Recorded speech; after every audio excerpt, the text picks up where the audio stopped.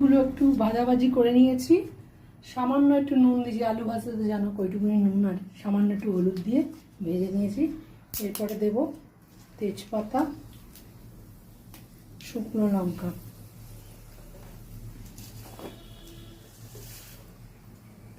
আর দেবো জিরে। এবার পেঁপেগুলো দিয়ে দেবো। পেঁপে আলু সব একসাথেই দিয়ে দিয়েছি। এবার 1 চামচ মতন নুন দিয়ে দিলাম,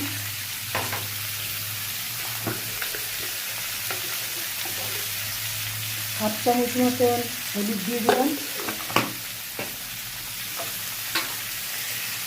এখানে আছে জিরে 1 চামচ, ধনে 1 চামচ, আদার কুচি মানে হাফটা আদা আছে, আর হাফ ইঞ্চি আদা আছে, আর একটা টমেটো, আর কাঁচা লঙ্কা 2টো, কেন শুকনো লঙ্কা খাই না, কাঁচা লঙ্কা। তোমরা যদি ঝাল বেশি করে খেতে চাও তাহলে তোমরা শুকনো লঙ্কা দিতে পারো। এবার একটুখানি এগুলো নাড়ানাড়ি করে নিই। এটা কিন্তু বন্ধুরা চিংড়ি মাছ দিয়েও খেতে পারো, তারপরে ইলিশ মাছের মাথা দিয়েও খেতে পারো, তোমাদের যদি ভালো লাগে। কিন্তু এটা নিরামিষটাই বেশি ভালো লাগে আমার কাছে, অন্তত চিংড়ি মাছটাও ভালো লাগবে।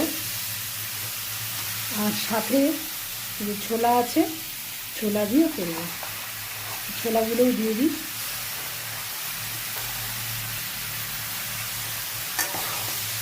মিষ্টি এখনও দিইনি বন্ধুরা, মিষ্টিটা একটু পরে দেবো।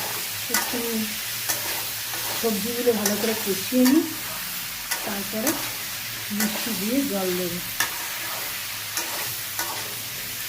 দেখতে থাকো, তারপরে কি দিচ্ছি না দিচ্ছি। মশলা থেকে দেখো বন্ধুরা তেল ছেড়ে গেছে, আর তলায় একটু লেগে যাচ্ছে, ওই জন্য মিক্সি ধোয়া বোলের জলটা দিয়ে দেবো। আর একটু জল লাগবে, কিন্তু এই মশলা ধোয়া জলটা দিয়ে দিলাম। যেহেতু এটা কাঁচা লঙ্কা, এই জন্য শুকনো লঙ্কা হলে একটু লাল লাল মতন হতো।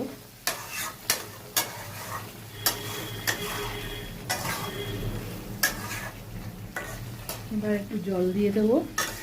আলুটা ভেজে নিলাম, কেন আলুটা ভেজে নিলে খেতে ভালো লাগে, আর এইভাবে করে দেখো সত্যি খেতে ভালো লাগে।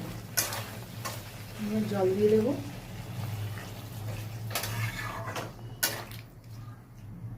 এটা একটু ফুটবে কিছুক্ষণ, বেশিক্ষণ লাগবে না, কেন আলুটা তো ভেজে নিয়েছি, বেশিক্ষণ লাগবে না।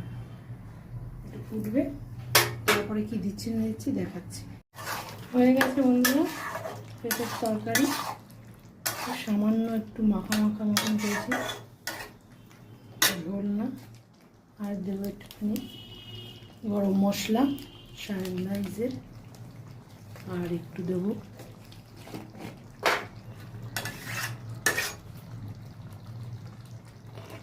ঘি দেবো।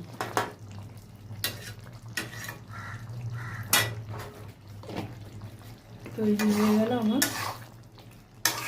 আলু পেঁপে ছোলা দিয়ে নিরামিষ তরকারি। কেমন লাগলো কমেন্ট করে জানিও। ভালো থেকো, টাটা।